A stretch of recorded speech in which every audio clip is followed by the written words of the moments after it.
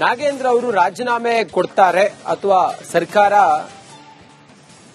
ಸರ್ಕಾರಕ್ಕೆ ನಾಗೇಂದ್ರ ಅವರಿಂದ ಆಗ್ತಿರುವಂತಹ ಮುಜುಗರವನ್ನ ಇದರ ಸೂಕ್ಷ್ಮತೆಯನ್ನು ಅರ್ಥ ಮಾಡಿಕೊಂಡು ಡಿಕೆ ಶಿವಕುಮಾರ್ ಅವರು ನಿನ್ನೆನೇ ಸುಳಿವನ್ನ ಕೊಟ್ಟಿದ್ದಾರೆ. ಪಕ್ಷಕ್ಕಾಗಿ ನಾಗೇಂದ್ರ ತ್ಯಾಗಕ್ಕೆ ಸಿದ್ಧರಾಗಿದ್ದಾರೆ ಅಂತ ಹೇಳಿ ಸಿಎಂ ಹೇಳಿದರು. ನಿನ್ನೆ ದೆಹಲಿಯಲ್ಲಿ ಸಿಎಂ ಡಿಕೆ ಶಿವಕುಮಾರ್ ಅವರು ಹೇಳಿಕೆಯನ್ನು ಕೊಟ್ಟಿದ್ದಾರೆ. ಕಾಂಗ್ರೆಸ್ ಪಕ್ಷಕ್ಕೆ ನಾಗೇಂದ್ರ ನಿಯತ್ತಾಗಿದ್ದಾರೆ, ಪಕ್ಷಕ್ಕಾಗಿ ತ್ಯಾಗ ಮಾಡುತ್ತೇನೆ ಅಂತ ಹೇಳಿ ಹೇಳಿದ್ದಾರೆ ನಾಗೇಂದ್ರ. ಡಿಕೆಶಿ ಹೇಳಿಕೆ ಬೆನ್ನಲ್ಲೇ ನಾಗೇಂದ್ರ ಈಗ ರಾಜೀನಾಮೆ ವಿಚಾರ ಏನೀಗ ಮತ್ತೆ ಮುನ್ನೆಲೆಗೇನು ಬರ್ತಾ ಇದೆಯಲ್ಲ, ನಿನ್ನೆಯೇ ಡಿಕೆ ಶಿವಕುಮಾರ್ ಅವರು ಹೇಳಿದ್ರು. ಅಂದ್ರೆ ಇದೆಲ್ಲವೂ ಕೂಡ ಆಂತರಿಕವಾಗಿ ಚರ್ಚೆ ಆಗ್ತಾನೆ ಇತ್ತು. ಮುಂದಾಗುವಂತಹ ಪಕ್ಷಕ್ಕಾಗುವಂತಹ ಡ್ಯಾಮೇಜ್ಗಳನ್ನ ಕಂಟ್ರೋಲ್ ಮಾಡೋದಕ್ಕೆ ಎಲ್ಲ ತಯಾರಿಯನ್ನ ಮಾಡಿಕೊಂಡೇ ಇದ್ರು. ಈಗ ನಾಗೇಂದ್ರ ರಾಜೀನಾಮೆ ವಿಚಾರದ ಬಗ್ಗೆ ಇನ್ನಷ್ಟು ಮಾಹಿತಿ ಲಭ್ಯ ಆಗಿದೆ. ಅವರು ಪಾರ್ಟಿಗೆ ವೆರಿ ಲಾಯಲ್ ಕಾಂಗ್ರೆಸ್ ಲೀಡರ್. ನಮ್ಮ ಪಕ್ಷಕ್ಕೆ ಆತ ಒಂದು ದೊಡ್ಡ ಆಸ್ತಿ. 4 ಬಾರಿ ಅಸೆಂಬ್ಲಿಗೆ ಗೆದ್ದಿದ್ದಾರೆ. ಅವ್ರದ್ದೇನು ತಪ್ಪಿಲ್ಲ ಅನ್ನೋದು ನಮಗೆಲ್ಲ ಗೊತ್ತಿದೆ. ಆದರೆ ಬಿಜೆಪಿ ರಾಜಕಾರಣ ಮಾಡ್ತಾ ಇದ್ದಾರೆ. ಪಕ್ಷದ ಹಿತಕ್ಕೆ ಎಲ್ಲದಕ್ಕೂ ತ್ಯಾಗ ಕೂಡ ಅವರು ಸಿದ್ಧರಾಗಿದ್ದಾರೆ. ಅದು ಅವತ್ತೇ ನಮ್ಗೆ ಹೇಳಿದ್ದಾರೆ, ಹಿಂದೇನೂ ಕೂಡ ಮಾಡಿದ್ದಾರೆ. ನಾವು ಪಕ್ಷ ನೋಡಿ ಚರ್ಚೆ ಮಾಡಿ ತೀರ್ಮಾನವನ್ನು ಮಾಡ್ತೇವೆ. ಸರ್, ಇವತ್ತು ಚರ್ಚೆ ಆಗಿದೆ. ಈಗೇನಿಲ್ಲ, ಕೆಲವು ವಾಸ್ತವಾಂಶ ಏನ್ ನಡೆದಿದೆ ಅಂತ ಹೇಳಿದ್ದೇನೆ ನಾನು. ಹೆಚ್ಚಿನ ಮಾಹಿತಿಯೊಂದಿಗೆ ನಮ್ಮ ಬಳ್ಳಾರಿಯ ಪ್ರತಿನಿಧಿ ರೇಣುಕಾರಾಧ್ಯ ಈಗ ಸಂಪರ್ಕದಲ್ಲಿದ್ದಾರೆ, ನೇರ ಸಂಪರ್ಕದಲ್ಲಿ. ರೇಣುಕಾರಾಧ್ಯ, ನಾಗೇಂದ್ರ ಅವರು ರಾಜೀನಾಮೆಯನ್ನ ಹೈಕಮಾಂಡ್ಗೆ ಸಲ್ಲಿಸಿದ್ದಾರಂತೆ, ಅಂಗೀಕಾರ ಮಾತ್ರ ಬಾಕಿ ಇದೆಯಂತೆ. ಸದ್ಯ ಈ ಸಂಬಂಧ ಏನ್ ಹೇಳ್ತಾರೆ ನಾಗೇಂದ್ರ ಬೆಂಬಲಿಗರೆಲ್ಲ ಏನ್ ಹೇಳ್ತಾರೆ? ಜೊತೆಗೆ ಬಳ್ಳಾರಿಯಲ್ಲಿ ಈಗ ನಾಗೇಂದ್ರ ರಾಜೀನಾಮೆ ವಿಚಾರ ಎಷ್ಟು ಚರ್ಚೆ ಆಗ್ತಾ ಇದೆ?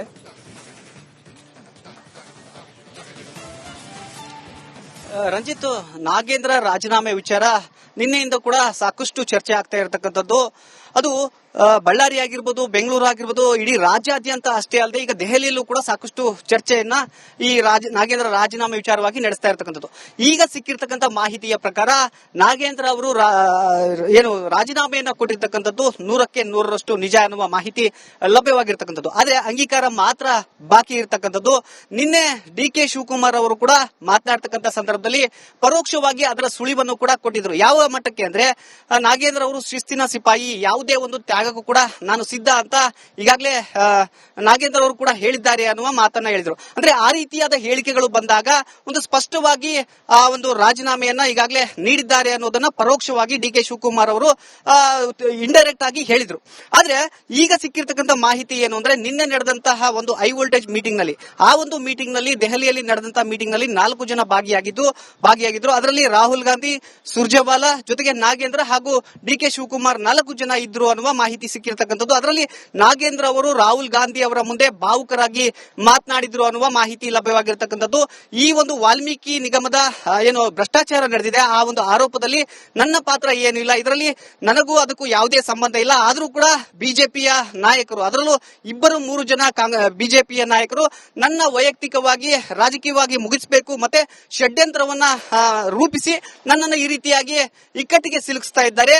ಅದರ ಒಂದು ಎಫೆಕ್ಟ್ ಈಗ ರಾಜ್ಯಾದ್ಯಂತ ಕಾಂಗ್ರೆಸ್ಗೆ ಮುಜುಗರ ಆಗ್ತಾ ಇದೆ. ನನ್ನಿಂದ ಮುಜುಗರ ಆಗೋದಾದ್ರೆ ನನಗೆ ಸಚಿವ ಸ್ಥಾನವೇ ಬೇಡ ಅನ್ನುವ ಮಟ್ಟಿಗೆ ನಿನ್ನೆ ಚರ್ಚೆಯನ್ನ ಮಾಡಿರ್ತಕ್ಕಂಥದ್ದು. ಅದನ್ನ ನಾಗೇಂದ್ರ ಅವರು ಸ್ವತಃ ರಾಹುಲ್ ಗಾಂಧಿ ಅವರ ಮುಂದೆಯೇ ಕೂಡ ಹೇಳಿದ್ದಾರೆ ಅನ್ನುವ ಮಾಹಿತಿ ಸಿಕ್ಕಿರ್ತಕ್ಕಂಥದ್ದು. ಆದ್ರೆ ರಾಹುಲ್ ಗಾಂಧಿ ಅವರಾಗ್ಲಿ, ಸುರ್ಜೇವಾಲಾ ಅವರಾಗ್ಲಿ ಯಾವುದೇ ರೀತಿಯ ರಾಜೀನಾಮೆಯ ಬಗ್ಗೆ ಅಥವಾ ನೀವು ರಾಜೀನಾಮೆಯನ್ನು ಕೊಡಬೇಕು ಅಂತ ಅವರಿಗೆ ಬಹಿರಂಗವಾಗಿ ಕೇಳಿಲ್ಲ. ಆದ್ರೆ ನಾಗೇಂದ್ರ ಅವರೇ ಸ್ವತಃ ಸ್ವ ಇಚ್ಛೆಯಿಂದ ಈ ಒಂದು ರಾಜೀನಾಮೆಯನ್ನ ಕೊಟ್ಟಿದ್ದಾರೆ ಅನ್ನುವ ಮಾಹಿತಿ ಲಭ್ಯವಾಗಿರ್ತಕ್ಕಂಥದ್ದು. ಆ ಮಾತನಾಡ್ತಕ್ಕಂಥ ಸಂದರ್ಭದಲ್ಲಿ ನಾಗೇಂದ್ರ ಅವರು ಸಾಕಷ್ಟು ಭಾವುಕರಾಗಿ, ಅಂದ್ರೆ ಇಷ್ಟು ದಿನ ಅಧಿವೇಶನ ಸಂದರ್ಭದಲ್ಲಿ ಅಷ್ಟೆಲ್ಲ ರಾದ್ಧಾಂತಗಳಾದ್ರೂ ಕೂಡ ನನ್ನ ಪಕ್ಷ, ನನ್ನ ಸರ್ಕಾರ ನನ್ನ ಬೆಂಬಲಕ್ಕೆ ಇತ್ತು, ಇದಕ್ಕಿಂತ ದೊಡ್ಡ ವಿಚಾರ ನನಗೇನೂ ಇಲ್ಲ, ಪಕ್ಷದ ಏಳಿಗೆಯ ಮುಂದೆ ನನಗೆ ಏನು ಸಚಿವ ಸ್ಥಾನ ಮುಖ್ಯ ಅಲ್ಲ ಅನ್ನುವ ಒಂದು ಸಂದೇಶವನ್ನ ರಾಹುಲ್ ಗಾಂಧಿ ಅವರ ಮುಂದೆ ಕೊಟ್ಟಿದ್ದಾರೆ ಅನ್ನುವ ಮಾಹಿತಿ ಸಿಕ್ಕಿರ್ತಕ್ಕಂಥದ್ದು. ಅದರ ಒಂದು ಹಿನ್ನೆಲೆಯಲ್ಲಿ ಈಗ ಡಿಕೆ ಶಿವಕುಮಾರ್ ಅವರ ಹೆಗಲಿಗೆ, ಅಂದ್ರೆ ಈ ಒಂದು ರಾಜೀನಾಮೆಯನ್ನ ಅಕ್ಸೆಪ್ಟ್ ಮಾಡಬೇಕಾ ಅಥವಾ ಬಿಡಬೇಕಾ ಅನ್ನುವ ನಿಟ್ಟಿನಲ್ಲಿ ಈಗ ನಿರ್ಧಾರವನ್ನ ತೆಗೆದುಕೊಳ್ಳೋದಕ್ಕೆ ಡಿಕೆ ಶಿವಕುಮಾರ್ ಅವರ ಹೆಗಲಿಗೆ ಈ ಒಂದು ವಿಚಾರವನ್ನ ಹೈಕಮಾಂಡ್ ಬಿಟ್ಟಿದೆ ಅಂತ ಈಗಾಗಲೇ ಹೇಳ್ತಾ ಇರ್ತಕ್ಕಂಥದ್ದು. ಈಗಾಗಲೇ ಡಿಕೆ ಶಿವಕುಮಾರ್ ಅವರು ಮಲ್ಲಿಕಾರ್ಜುನ ಖರ್ಗೆ ಅವರ ಜೊತೆ ಇಂದು ಸಂಜೆ ಮಾತನಾಡ್ತಾರೆ. ಆ ಒಂದು ಮಲ್ಲಿಕಾರ್ಜುನ ಖರ್ಗೆ ಅವರ ಜೊತೆ ನಡೆದ ಮಾತುಕತೆಯ ಬಳಿಕ ನಾಗೇಂದ್ರ ಅವರ ರಾಜೀನಾಮೆಯನ್ನ ಅಂಗೀಕಾರ ಮಾಡಬೇಕಾ ಬೇಡವಾ ಅನ್ನುವ ನಿಟ್ಟಿನಲ್ಲಿ ನಿರ್ಧಾರವನ್ನ ನಿರ್ಧಾರವನ್ನ ಇವತ್ತು ಸಂಜೆ ವೇಳೆಗೆ ತೆಗೆದುಕೊಳ್ತಾರೆ ಅನ್ನುವ ಮಾಹಿತಿ ಲಭ್ಯವಾಗಿರ್ತಕ್ಕಂಥದ್ದು.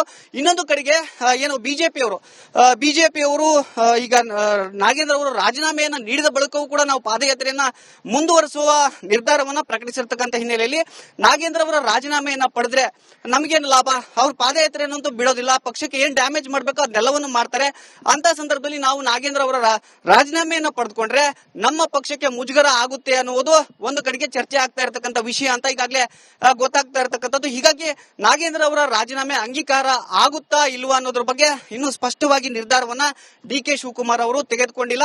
ಇಂದು ಸಂಜೆ ವೇಳೆಗೆ ನಿರ್ಧಾರ ಆಗುವಂತ ಸಾಧ್ಯತೆ ಇರತಕ್ಕಂಥದ್ದು. ರಂಜಿತ್, ರೇಣುಕಾರಾಧ್ಯ ಈಗ ಪಾದಯಾತ್ರೆ ಬಳ್ಳಾರಿವರೆಗೂ ಕೂಡ ಪಾದಯಾತ್ರೆಯನ್ನ ಮಾಡೋದಕ್ಕೆ ಬಿಜೆಪಿ ಹೊರಟಿದ್ದಾರೆ.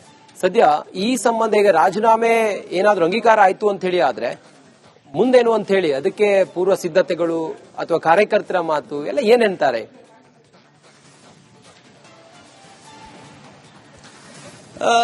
ರಂಜಿತ್, ಈಗಾಗಲೇ ನಿನ್ನೆ ಬಿಜೆಪಿ ನಾಯಕರು ಮಾತನಾಡ್ತಕ್ಕಂಥ ಸಂದರ್ಭದಲ್ಲಿ ಒಂದು ಸ್ಪಷ್ಟವಾಗಿ ಒಂದು ವಿಚಾರವನ್ನ ಹೇಳಿರ್ತಕ್ಕಂಥದ್ದು.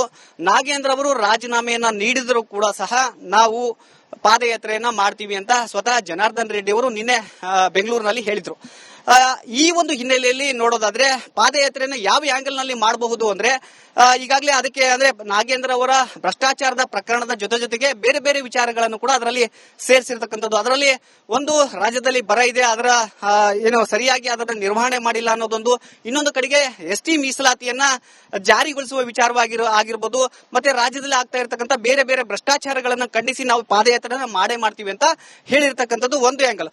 ಇನ್ನೊಂದು ಕಡೆಗೆ ಈಗ ನಾಗೇಂದ್ರ ಏನಾದರೂ ರಾಜೀನಾಮೆಯನ್ನ ಸಲ್ಲಿಸಿ ಬಿಟ್ರೆ ಬಿಜೆಪಿ ಅವರಿಗೆ ಇನ್ನಷ್ಟು ಉತ್ಸಾಹ ಬರುತ್ತೆ ಇದೇ ವಿಚಾರಕ್ಕೆ, ಅಂದ್ರೆ ಎಸ್ಟಿ ನಿಗಮದಲ್ಲಾದ ಭ್ರಷ್ಟಾಚಾರಕ್ಕೆ ಸಂಬಂಧಪಟ್ಟಂತೆ ಮತ್ತಷ್ಟು ಉತ್ಸಾಹ ಹೋರಾಟಕ್ಕೆ ಬರುತ್ತೆ. ಯಾಕಾಗಿ ಅಂದ್ರೆ ಒಂದು ವೇಳೆ ನಾಗೇಂದ್ರ ರಾಜೀನಾಮೆಯನ್ನ ನೀಡಿದ್ರೆ ಬಿಜೆಪಿಗೆ ಒಂದು ರೀತಿಯ ಗೆಲುವಾಗುತ್ತೆ. ಹೀಗಾಗಿ ಬಿಜೆಪಿಯವರು ಈ ವಿಚಾರವನ್ನ ಮತ್ತಷ್ಟು ವಿಕೋಪಕ್ಕೆ ತೆಗೆದುಕೊಂಡು ಹೋಗುವ ಮಟ್ಟಕ್ಕೆ ಹೋಗ್ತಾರೆ.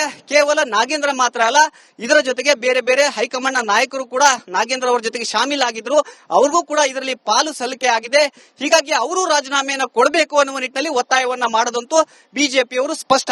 ಹೀಗಾಗಿ ಇದು ಕಾಂಗ್ರೆಸ್ಗೆ ದೊಡ್ಡ ಮಟ್ಟದ ಡ್ಯಾಮೇಜ್ ಆಗುವಂತ ಸಾಧ್ಯತೆ ಇರತಕ್ಕಂಥದ್ದು.